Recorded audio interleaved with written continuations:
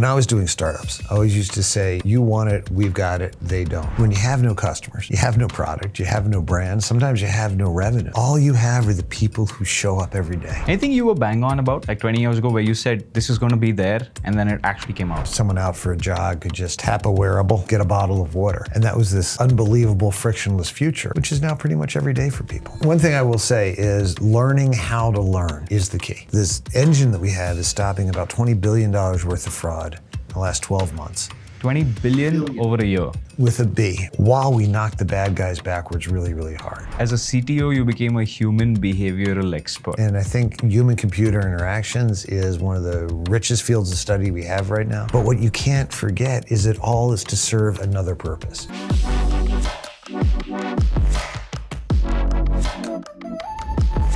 Ladies and gentlemen, today I'm with McLaughlin, and ever since I was very young, I was very fascinated with the idea of how this paper money that we had suddenly turned into this mystical thing that traveled over the airwaves. it was really weird, right? Which is, hey, you got the money. There's the first few years of my life where you use a card and you're like, you got it? You got it? Right. Oh my God, I didn't give you anything. This went over the air, and money got deducted from my bank account. It was all fascinating because I knew the money was getting deducted from my bank account. So I bank with HDFC. Mm-hmm. And I was like, but this is a Mastercard. So you guys have spoken behind the scenes. So it was very fascinating for me, and surprise, surprise, 6-7 years later, I'm sitting with the CTO of Mastercard. You've been there for 20 years, more than that probably, and you've sort of built the technology for the modern financial system, right? I don't think the UPIs of the world would exist today without what you have done over the last 20 years. So, number one, thank you for everything you've done. I wouldn't be able to buy my PlayStation or my Steam games without your work. But number two, I think I have this excellent opportunity to kind of talk about how the financial system evolved from over the last couple of decades, because you have seen it live. You've seen every single change. You've seen everything from PayPal to to what we have today with very modern AI systems sort of at the forefront of finance. And you also know where the puck's headed. You know where this is going to go in 5 years, 6 years. And I think that lots of my audience who's interested in figuring out what's the next stage for money. Yeah. Like we had UPI, what's next? And I know those secrets are somewhere in your head. You've tried some of those experiments. So thank you so much for being on the show. Before we started on the show, we spoke about how there was this difference between money and wealth. Yes. And I'd love for you to say that again, because I thought that was pretty enlightening for most people. I think it'll be enlightening for most people watching. So the key for people, for businesses, for economies is wealth. And I thought you characterized that well. And that's why we're so invested in things like sustainable economic development. It allows people to build wealth, which is what takes care of themselves, takes care of their family, how communities grow. Sitting here in the fastest growing large economy in the world, you think a lot about wealth creation and development. And then payments, money is how you express it, how you do it, and how we work together across that. So Mastercard at the heart has always been a technology network that allows to connect people to what they want the most. It allows merchants or businesses to grow and connect with more customers. And I think it really is one of those engines that's helped enable that economic development around the world. Starting from things you could always do physically and locally, to what we're able to do with e-commerce, to now how we've used mobile and other areas of connectivity to give people ever-expanding possibilities, which both generates wealth and allows you to use it for whatever your passions are and connect to the things you want. So I think wealth becomes the foundation, and things like money and payments and transactions really becomes the circulatory system of economies. Interesting. And when you started out, right, this is 2005, if I'm not wrong, at Mastercard. Yeah. 20 years, almost 20 years ago, right? That's right. How was the financial system working back then? So it is really interesting because there's a William Gibson line I love, the future's already here, it's just not evenly distributed. So you could even at the time see a lot of the bones or elements of what became the future development. But in 2005, Mastercard itself was actually an association owned by the banks just to build that interconnectivity. You talked about fascinating you as a youth. So the ability that we could connect people's accounts together and move the money safely and securely between it. That was the foundation. But then what happened is we've been a huge believer in what I call applied research. As things are changing in the world, how can we adapt it in? How can you create those new experiences? So some of the things we're seeing 20 years ago is where we started with giving people access to credit. You know, how at the point of sale, rather than merchants having to try to extend a line of credit, you could get access to the things you wanted. We then started tying it into debit in the current account.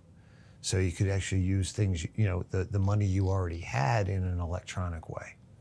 We were starting to build the security features, moving from static information on a mag stripe to dynamic data on a chip. We were first experimenting 20 years ago with contactless to say, how can we move to device-based payments in a native format for that? And really some of those big themes we've seen continue to expand. So going from credit into debit, into prepaid, and now enabling crypto as a store of funds. So going from, you know, EMV on a chip to using the chips and devices to secure the transaction. Going from a signature to a biometric with passkey that we just announced at the Mumbai fintech festival, Mastercard passkeys to make it more secure. So I think like anything else in technology, you have a clarity of how you can improve it. You have new technology and trigger events about those technologies that you need to figure out how to adapt to make more value. And then across them, you continue to see this evolution where payments go from something which was relatively discrete, you know, a plastic card to access a line of credit, to just an integrated way we can help express our wealth, live our lives around that. I was remembering when we first went to Mobile World Congress, when we were trying to figure out how to enable mobile payments. And we had one of those vision videos you show, and it was we called it the running woman, where someone out for a jog could just tap a wearable and get a bottle of water. And that was this unbelievable frictionless future, which is now pretty much every day for people. What were the things back then that you knew were going to be a thing a decade later? And what were the things that you said, no way, but it still happened anyway? It was funny to have conversations around, would anyone ever transact online? You know, would people trust the internet and things like that? Were there any detractors? Oh, very many, very many. I remember that there's a big conference called Money 2020. And when I had a keynote at the first Money 2020 we had in the US, and one of the big topics of conversation is, would contactless ever actually be used for payments? Would it ever scale and grow? And there's two things I would say for this one. One is you can tell where there's a foundational technology that's fundamentally better. A lot of the things we did with AI, and it just needs time to mature and grow into the systems, and you have great confidence on that. There's other things sometimes that you're not quite as sure about, and I would put contactless in that camp. And for that, the only arbiter of if something is better is if the people who use it. You've done startups, you know, trying to find product market fit. And no matter how enamored you are with something, I always say one of the keys to being an entrepreneur, or even at a Mastercard, is to so passionately believe in what you're doing that you can create something out of nothing and always be ready to be wrong. Yeah. And it's hard to hold both of those in your head. So anytime we think about new technologies, the first question is not what does the technology do, but can we apply it to be more of who we should be, to what we do better. The utility of technology versus this is possible. Yeah, exactly right. So contactless is a great example. We had worked out all the mechanisms for it. Adoption was really slow because it's one of those ecosystem things. But what we found is when people tapped 3 times, they never went back to their prior behavior. 3 times? 3 times. So you knew you had something that they liked better. You knew that once they sort of adapted, it was more of a scale issue than an underlying experience issue. We had other experiences we tried to do in online payments that didn't get the traction and adoption. So you retrench, you figure out, okay, what wasn't working for them and what can we now do to make it better? So a lot of the really onerous online authentication methods, people didn't feel it was really worth it. Now something like passkey with biometrics, I think it's going to be much more seamless and people are going to flock towards it. But the answer is going to be in the data. So when I go back to the idea of constantly saying, how do we apply it to be more of who we should be? You don't win the future by trying to pretend you're something else, but being more of what your customers want out of you. And then constantly testing to see if we've got it right yet, to see if it's just a problem of access and scale, or if the fundamental product market fit or value proposition isn't there yet. Anything you were bang on about, like 20 years ago, where you said this is going to be there, and then it actually came out? So a few things that I think, and it's not me, that MasterCard was able to get really, really right. We felt just the frictionless experience that we could do with contactless, and then how we developed the tokenization standards. You knew it was there. The first mobile payments I worked with was 2006, working with Nokia. It was the 3610. I forget what the handset was. It was like carrying a pipe wrench around. It was like this giant device. But we could prove that we could put a credential over the air, light the device up, and bring it back into MasterCard's acceptance network, which is amazing. It was 8 or 9 years later that you had an Apple Pay and a fully integrated device in the scale that broke that through, but you could see it was there. One of the first projects I worked on at MasterCard in 2005 was using contactless payments in the New York City transit system. Now again, it took years to get Transit of London and New York MTA and everything to do it, but now billions of times around the world, people are tapping and the gate opens in 110 milliseconds. That's a pretty amazing experience that we were able to do. Anything you were wrong about? Oh, absolutely. Lots. I loved wearables. I'm not even wearing it now. I used to have a payment ring, which I just thought was a great user experience, where rather than a phone or a device or a card, you could literally go like that and the transit gate would open. And that's a cool idea. It was great. You'd go into a store and you'd tap and people would be wow and they'd want to see it and things like that. But it never really got the traction I thought it would. Maybe it will someday. So that's another great example of enabling an ecosystem. Was there a reason it didn't get traction? There's always two reasons. In fact, this will come to the AI conversation later. You're creating an experience and a value. Now, with the specific wearable I had, it was a ceramic rim. We had to embed the chip on it. It would only last for so long for how you could use it. So the cost base was kind of high for the experience it was for the people. And you had a near equivalent alternative in the phone you were holding anyway. So the incremental value to the expense of creating a specialized ring that you could wear to do the phone payment. is just more convenient. Yeah, no matter how cool I thought it was, and I may not be a typical audience, again, another lesson for entrepreneurs there, never really got commercial traction in the way I thought it would. We had another one, which is a reusable coffee cup, right, to try to get out of the one-time use, and you could just tap the coffee cup, we could tokenize it, and you would get it. Again, it hasn't really broken through the way I thought it would. So maybe more niche applications or products for that. But that's where I always say, before I joined MasterCard, most of my early career was technology startup. You almost have to be an anthropologist. Like, you can create a great thing, but figuring out the product market fit, the only one who'll tell you if this is better is the consumers themselves. So like I said, you have to put it out there. So you became as a CTO, you became a human behavioral expert. Absolutely. That, and I think human-computer interactions is one of the richest fields of study we have right now. There's great academic work being done on that one. But you always have to remember, when we did the technology strategy for MasterCard's board of directors, and I'm going back to one of the first ones I did, 2016, 2017, and we had to say, let's see if I remember it exactly, Agile is not the objective. It's not how you do it, it's what you're doing. Like, Agile's not the objective, the cloud isn't your destination, APIs aren't the answer, and AI is not a strategy. Yeah. These are amazing technologies and techniques. Some of the greatest stuff I've had the opportunity to work with in my career, but what you can't forget is it all is to serve another purpose. It's to serve the value for people, and the only thing that really matters is when the people you're serving, a merchant saying, I'm selling more.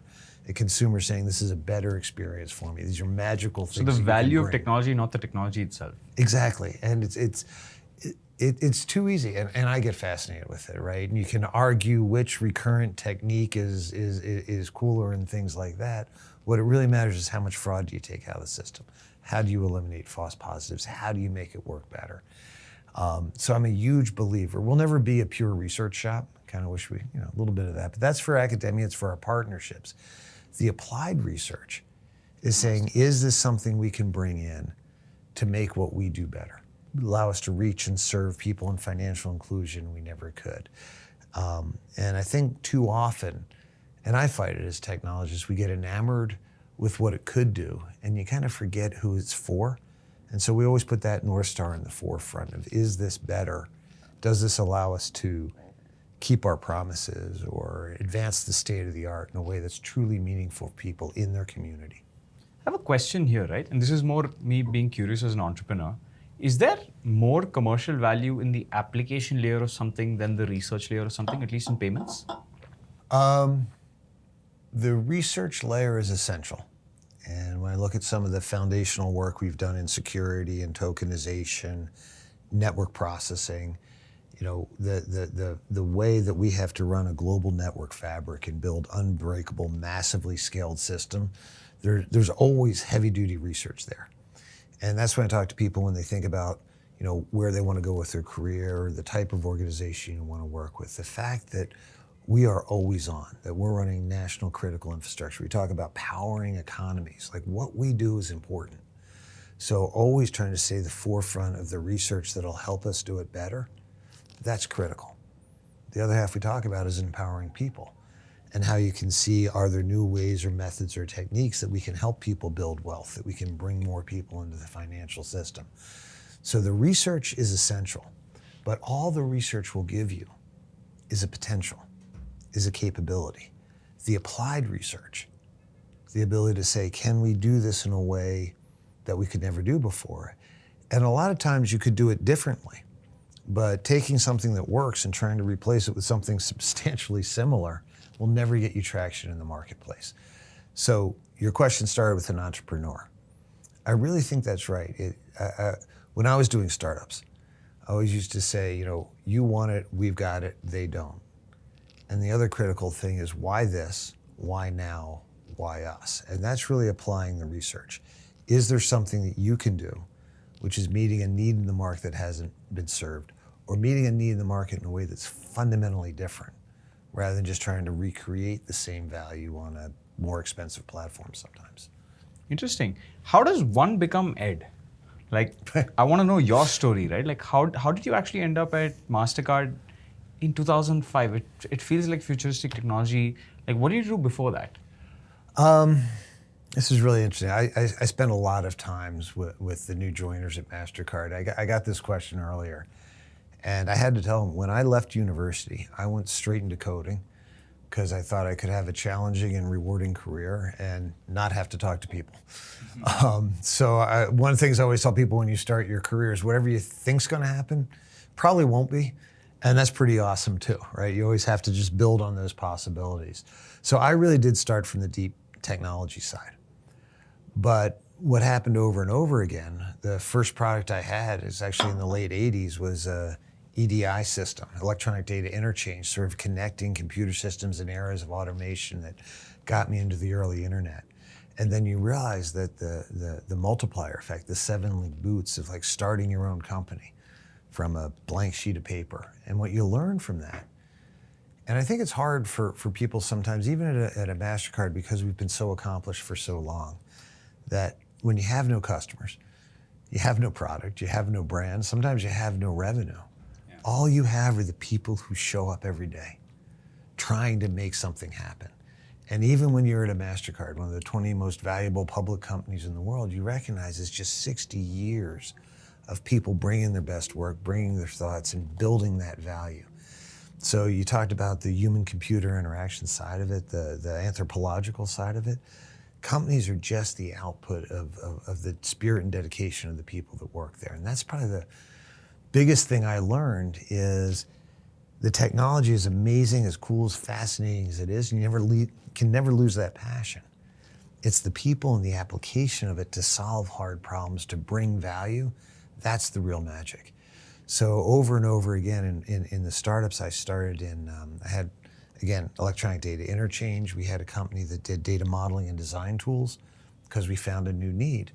As people were moving from, it's a long time ago, hierarchical systems and seed type of databases into relational database, it was really hard for them.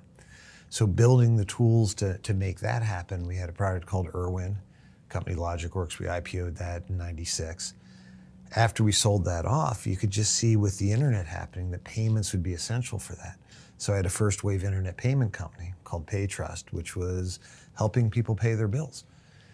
You know, at the time it started in the US, it grew from there, but someone sending a piece of paper to your house for you to attach another piece of paper to, for it to be entered back into a computer system somewhere else, you could just see it was a problem that could be solved in a new way. So we built that out. And that all became sort of the foundational experiences for me when I joined MasterCard. But it really is the passion for the technology always has to be there. The understanding this, the people, all of us working together is the only way that capability can actually become something which generates value. And then finding changes in the markets and the need. One of the other things I just learned is no matter how compelling it is, products don't make markets. Markets are happening. And it's that moment where you can get the new capability and the emergent need right and bring it together. That's really the magic for creating a breakthrough. So you're saying there's always going to be times where there's more demand. Yeah. And if you can go there and sort of unlock or unleash that demand, yeah, then you win. It's the right context. Being just as early is as bad as being way too late. And so when we talk about it, we talk a lot about clarity versus proximity. You know, you need that clarity, you need to understand what's there, but then you got to recognize what's the proximity from it? What are the other things that need to be in place for that to happen? I don't think you'd have social media before we had widespread use of digital cameras, because you needed something to share, right? And it's understanding and really think the value of startup is the ability to hold the whole business in your head and see what all of those dynamics are. Interesting. Plus the people, like you said. Yeah, very much. Interesting. So I think we've covered the past fairly well. We've covered your story fairly well. I want to now talk about where you think this is going to head, right? Because selfish reason for me is we run, one of the things that we run is an AI services company. So we do a lot of, services for. Well, you're in the right place. Yeah, we do a lot of services for financial companies and banks. And I think, there are use cases that Mastercard's already sort of jumped on and you've already made breakthroughs in that could be valuable for the rest of the world, right? So we can help implement some of that. So that's a selfish reason. But I think the second reason is also because I feel like as viewers are watching this and you, like you said, right, like the 3 taps on contactless, you knew that person, this technology is the future. Right. Like people use this and they just need like to make it better. They change behavior. So I also want to know what's new stuff that people are using and you're sure that this is going to become the future. But like you said, it's unevenly distributed, which means, not all of us know it yet. So this is the best opportunity I have, right? To sit here and just be like, hey, what are you seeing in 5 years? So that, I'm ahead of it. If there's content to be made there, we make that content. If there's technology to be built there, we kind of build that technology. I think that's the selfish reason I'm asking you these questions. But let's start with the usual suspects, right? Like I think Mastercard, like when I, looked up what you guys have done in the last 5-10 years, I think there's been a heavy sort of impetus on crypto. Mm-hmm. I think you guys are making it either because the underlying technology is good enough for you to use for cross-border transactions, or because you feel like there's something that other people are missing. You guys seem a lot more bullish on the underlying technology than any specific cryptocurrency. So I would love to hear your thoughts on it. So there's a whole lot there. So let me give a couple examples. One, I think the ongoing evolution of transactional systems. I'll put it there on crypto. Do want to spend a bunch of time on AI, because as you well know, people talk about AI like it's a unified thing. It's like saying math or gravity. It's so many things. It is just amazing new capabilities that we've already spent a long time harnessing, and much we can do. The other thing is, I would say there's a lot happening in consumer experiences and contextual commerce. We talked about gaming and embedding and things like that. And then the fourth is how we can use all of this great technology. It's probably one of my greatest passions, to reach and serve people in a way we never could before. So let's start with crypto. And MasterCard has done a tremendous amount of work over the last decade in working with experimenting and trialing crypto systems. For a while, we had one of the highest patent counts of looking at ways that, again, this gets back to applied research, new technology capability could be used out in the marketplace. So I do think is the baseline thing, sort of that first generation blockchain is best expressed by Bitcoin, never really played out as a transactional mechanism. And one indicator I'll just give, right? Technology choices matter tremendously. So we calculated a few years ago, a Bitcoin transaction was about 700,000 times more expensive, particularly from an energy consumption standpoint, than a Mastercard transaction. Because we can run a massively scale, highly trusted system as opposed to having to establish trust on a transaction level every time. So as a asset class or store of value, there's interesting things and it certainly flourished there, but not necessarily as a foundational transaction system. So what we've seen is a great business of the in and out, people buying and selling and want to turn it back into fiat currency and real money they could do. We have a lot of card programs that can attach to a store of wealth you may have that's crypto backed that you could use it. We've done a lot with particularly financial institutions for things like tokenized deposits. You know, the central bank digital currency or the stable coin side of it becomes really, really interesting. In our network, we have over 150 currencies we already enable and transact, and you can see new currency types fitting really well into that framework where you'd still need the consumer promises, you need the security, you need the fraud protection.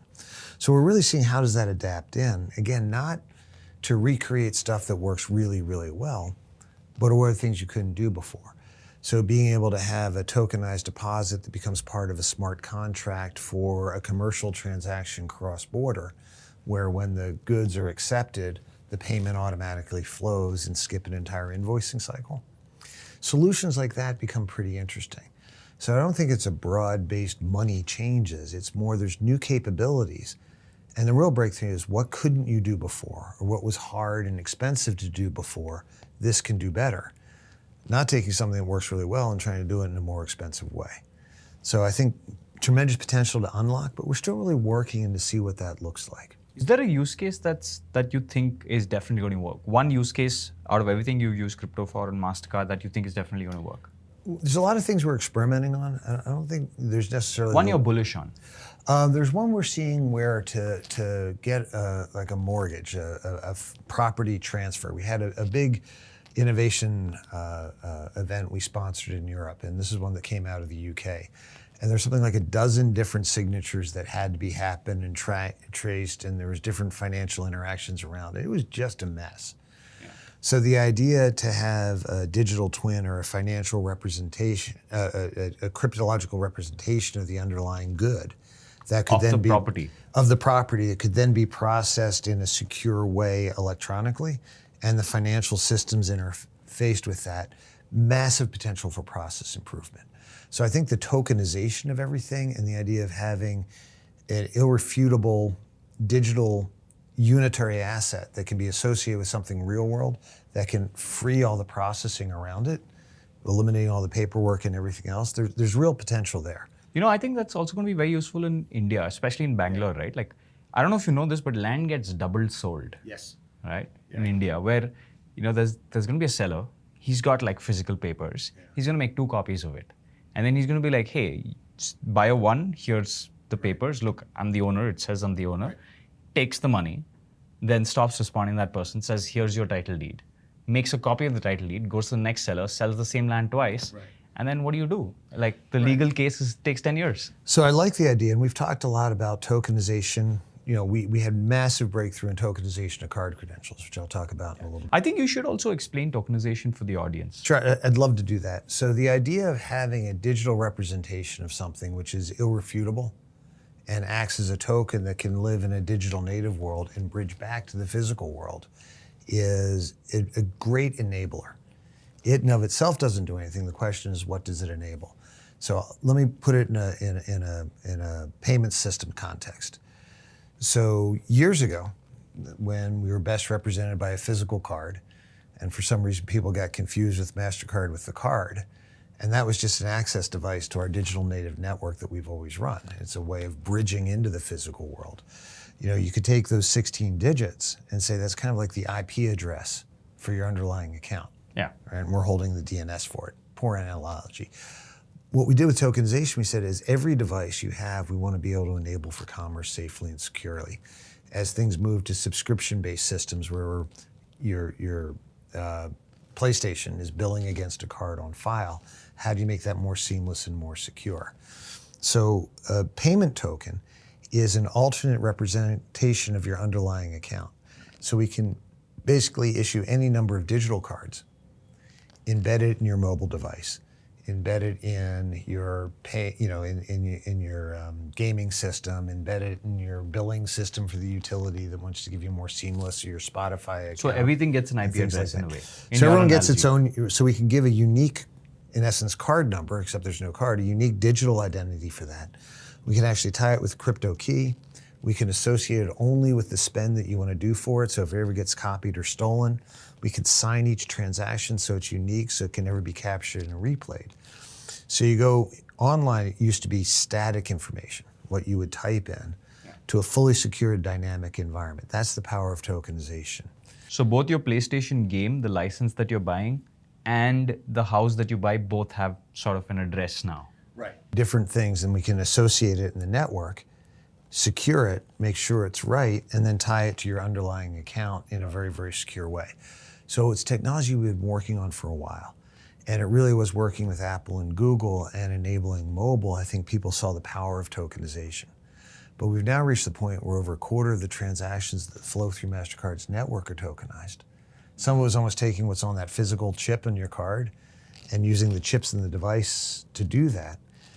When the RBI just mandated tokenization for card on file and e-commerce here in India, it was kind of great that underlying foundational technology I was working on a dozen years ago has now been declared the standard by the RBI for payments here. You know, it's cool to see again that arc of you get it started, you find the value, we could prove and demonstrate it was more secure, it was much more convenient, and now it's becoming national standards around the world. So if you think about how we did that with payment credentials, you know, passkey in some way is sort of tokenizing your identity. Yeah. It takes your biometrics, it takes who you are, something you have with the device, and packaging that up, which gives a surety that can transit the digital network. So you have that, the tokenization of a physical asset, your house or your car or other things like that, just gives us these digital representations that you can do really amazing and cool things yet, which are bound specifically to things in the physical world, or bound specifically to your identity, or bound specifically to your account. It just becomes a new medium for transacting. Interesting. I mean, all this is super fascinating. And this doesn't use Bitcoin or Ethereum. This uses the blockchain. Well, you don't necessarily need to use the blockchain for that. A lot of the tokenization and digital representations, blockchain is one way you could do it. A lot of times when people talk about the blockchain, it's like, dude, you just need a database. Yeah. So I think it's more the identity of the asset that becomes the key. So what we do with tokenization isn't blockchain based, but you got to understand we have 50 milliseconds to make incredibly complex decisions for a network that we have to run in 210 countries and regulatory domiciles around the world. So it's having the right underlying technology for the value you're looking to deliver. And it's not trying to force it into a given architectural construct.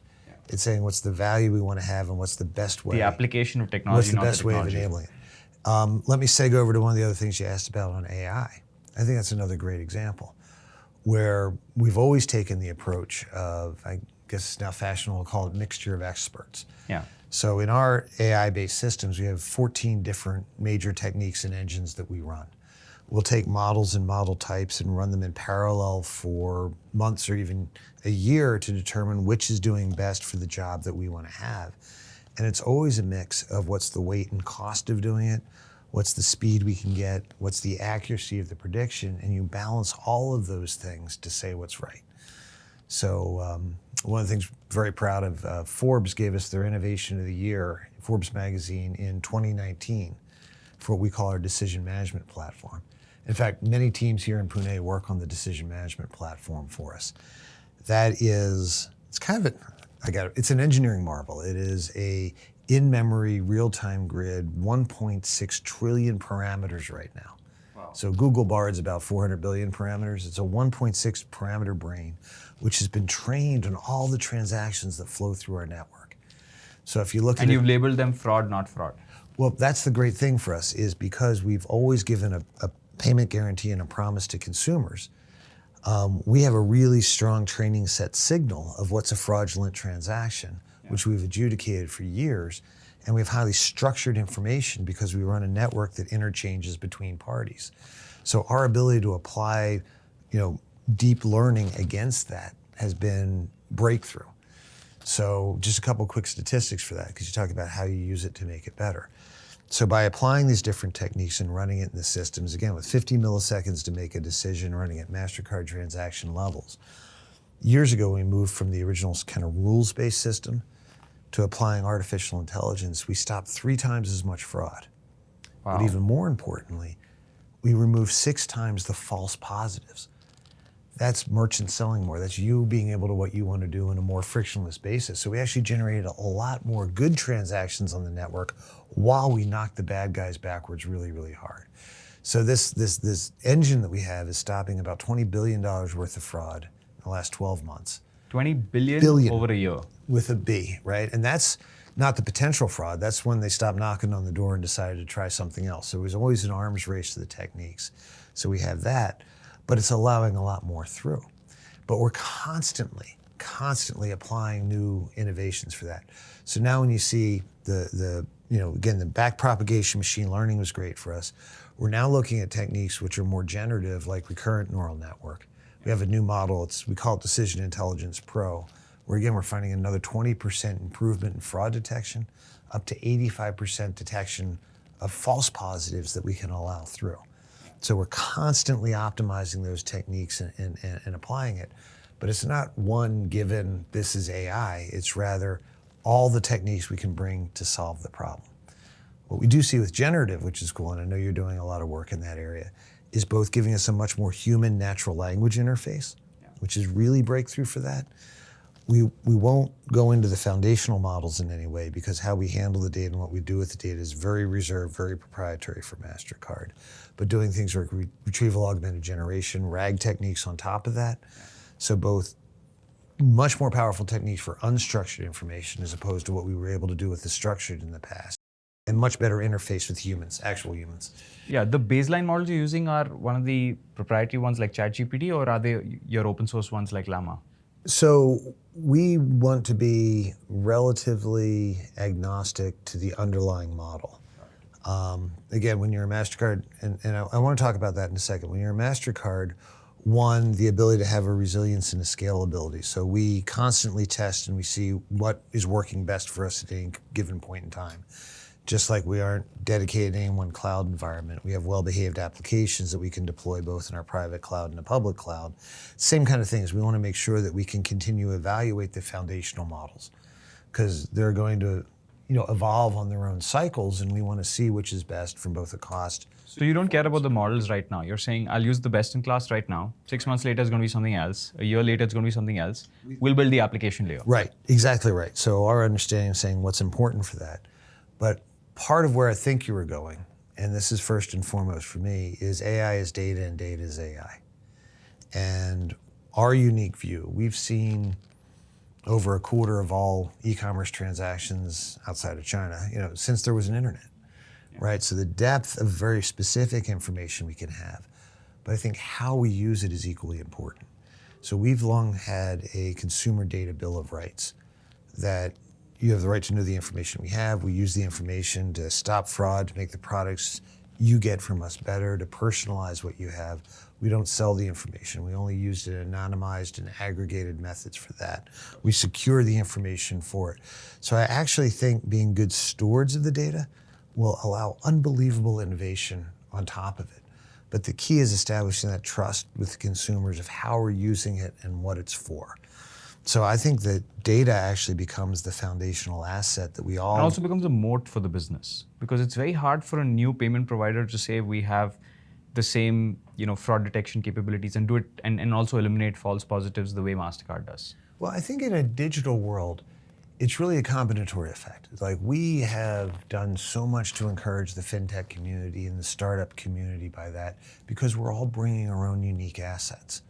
So our ability to distill insights from the data which is flowing through the Mastercard network is great. We present those out as APIs that people can build their businesses on.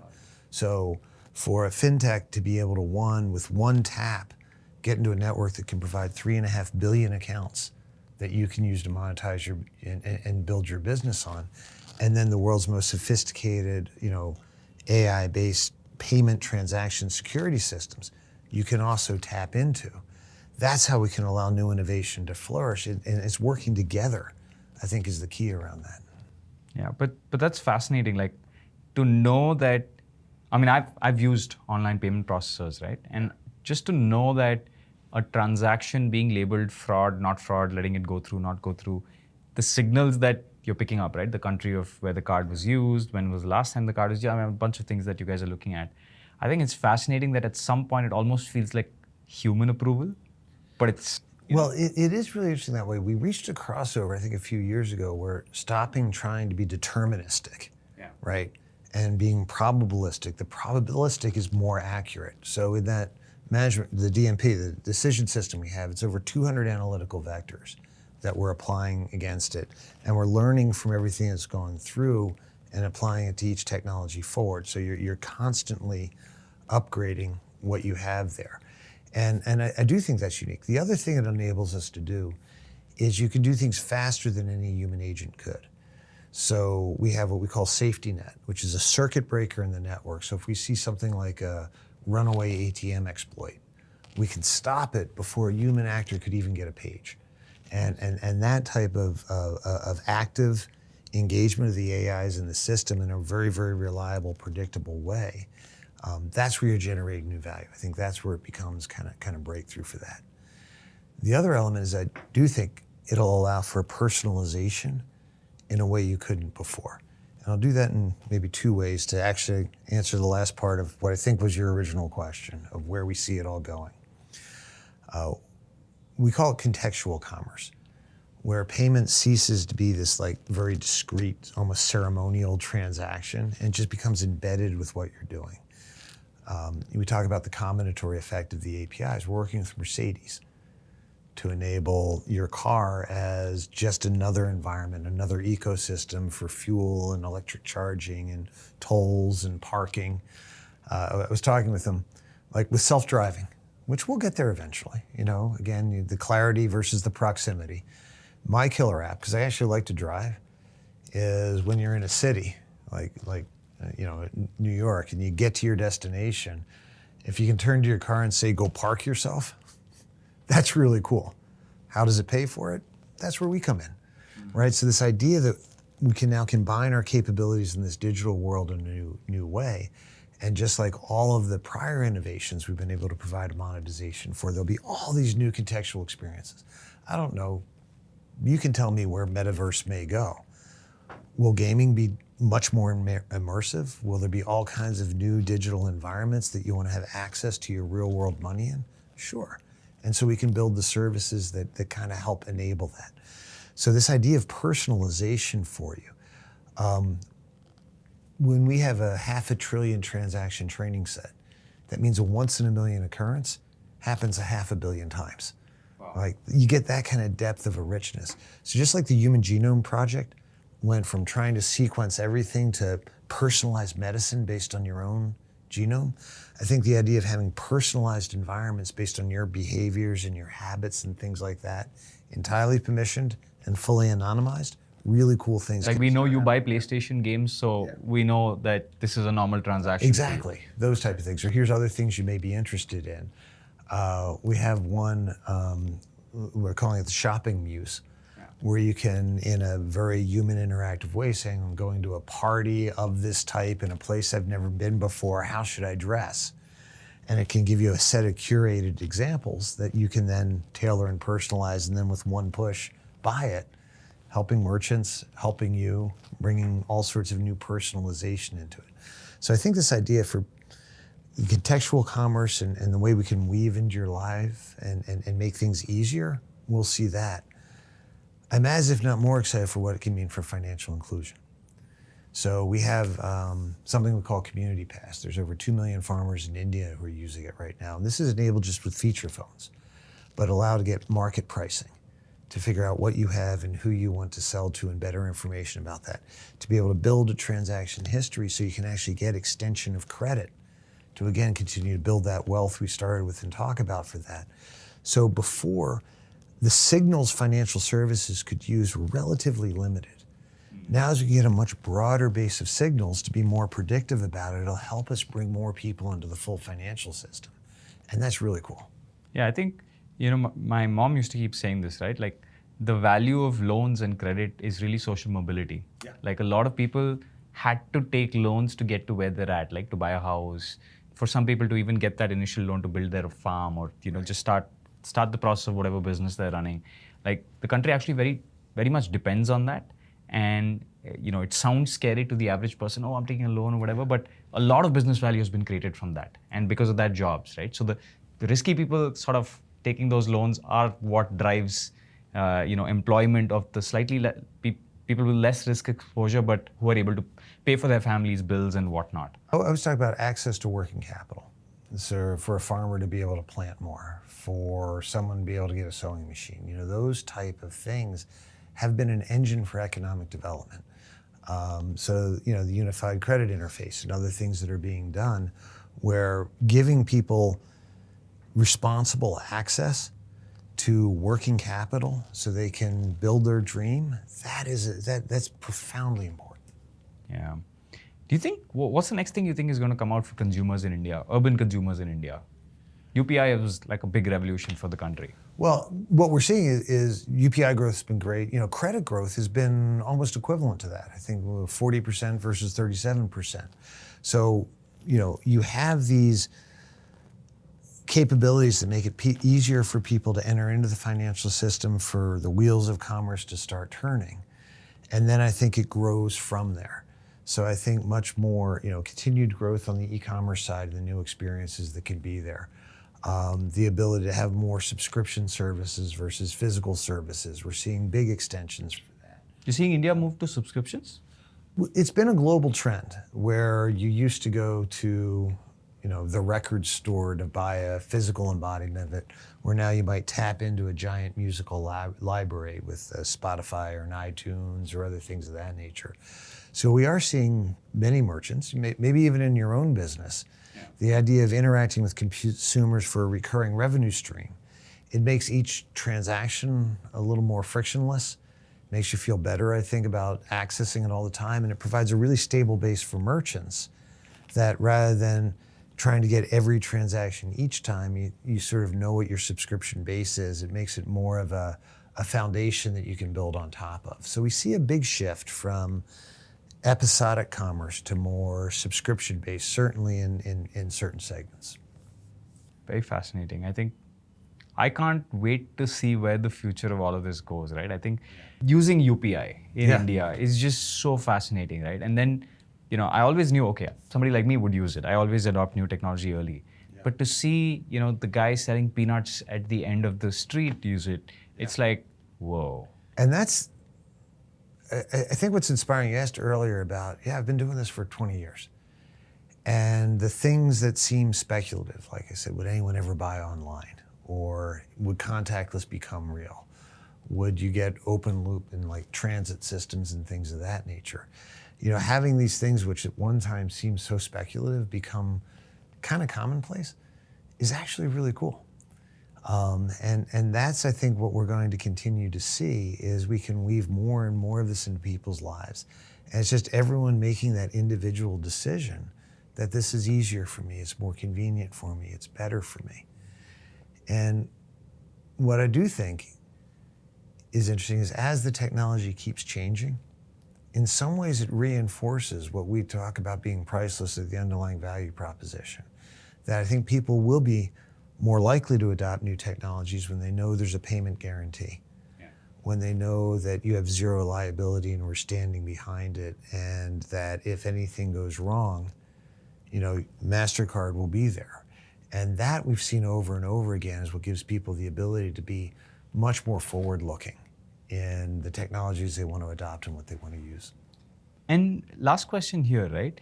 Let's say if somebody was 18, 19 years old, an engineer, getting into college right now, probably studying computer science or anything, actually, even marketing. Let's just make this broad. All right. And they want to eventually get into payments. they want to eventually get into either fintech or to play one level deeper and sort of play in banking, what would your advice to them be? Because you've played this path over so many years. One thing which I do think is important, and we talked about it, is the hard discipline, right?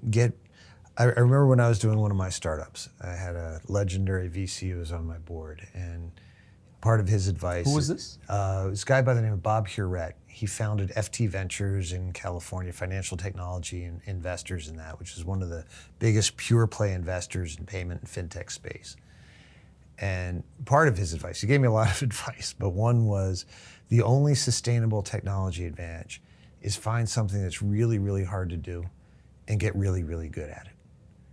And I think it also applies to anyone in their own career, right? Really learning what your passion is, what drives you, and making the time to get really good at it.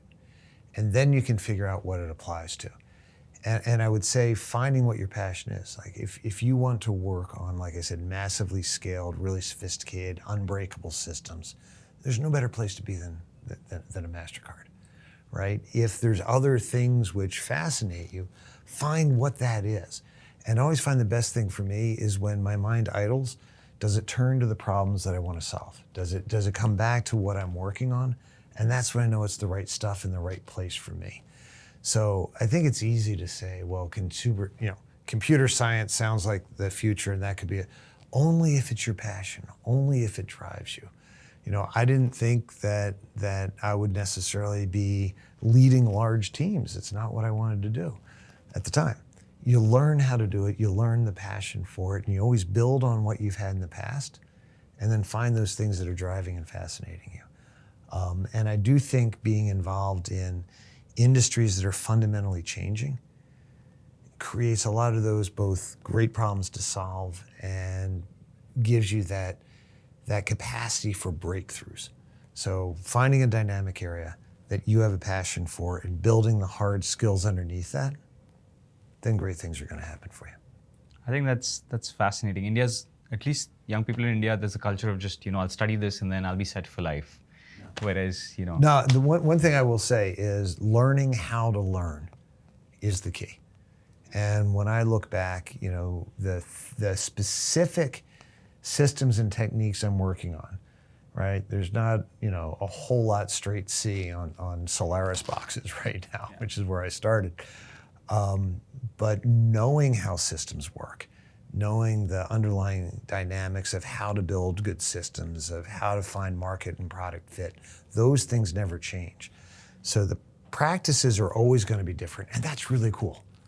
Like I said, I started because I just wanted to code and not talk to people. Now I can only code for fun, and all I do is talk to people. Yeah. But if you come around and saying about understanding deeply how things work, that will always apply, even as the underlying technologies will continue to change and revolutionize. Most people actually don't get that, like especially engineers, that as you scale in your career, it becomes more about talking to people and less about actually writing code. Yeah. And it becomes more about talking to people because coordination is a much harder problem than writing code. Well, it depends. We have tracks. We have Mastercard fellows, which are incredibly accomplished. They get to spend all their time working on the technology. Independent contributors. Yeah, and going deep on those things. And again, driving the foundational research. If that's your passion, that's great, and find a place to do it. I think what I've found is your skill sets, I joke about talking, it expands the ability to coordinate large projects, the ability to do big things if you dare great things. I mean, what we did a dozen years ago developing tokenization transformed an industry. And in order to do that, you need everybody working together. No, I think this has been a very enlightening conversation for me. A, because I'm now much more educated on, the history of payments, where payments is going to go. And also the fact that, we sort of bottle ourselves into AI as saying, oh, it's only for text, it's only for images, it's only for audio, but there's a bunch of AI use cases outside. We've started exploring some of them with our clients, so we see the breadth of this. But I think having the CTO of Mastercard come in and tell us that, look, there are other use cases for AI engineers. If someone wanted to apply for Mastercard, they would just go on your website, mastercard.com/jobs, or something like that, or you primarily hire? Yeah, we're always looking for great people. So there's job site, we have all the jobs that we're looking for. They're posted up on the site. One of the great things about why we're, one of the things we're celebrating this week is the new facility we have here in Pune. It's our largest single tech hub. How many employees does this place have? We're about 6,000 right now. Pune? In Pune, and looking to continue to grow. But it's integrated in with every other tech hub we have. It's really a mesh model. So we're all working on the same things together around the world, and some of the best and most advanced technologies we do, we work on right here. It's a huge Slack bill. Yeah, it is. It is. But thank you so much for doing this. And I'm sure, I want to do this 2-3 years later and sort of ask you, hey, Ed. I'd love to catch back up with you. Yeah, and be like, make a date for that. And where's the world now? See how it turned out. I can tell you more things I got wrong. And I hope that everybody watching this really found this valuable. I think it's important for us to go to the corners of, companies in the world who are doing slightly different things from what we read about in the newspaper every day, and sort of figure out what's happening behind the scenes. So I hope that this was useful for you. I hope if now you're interested in payments, you have some ideas on where you actually want to go. Thank you so much for doing this. Thank you. Bye. Take care.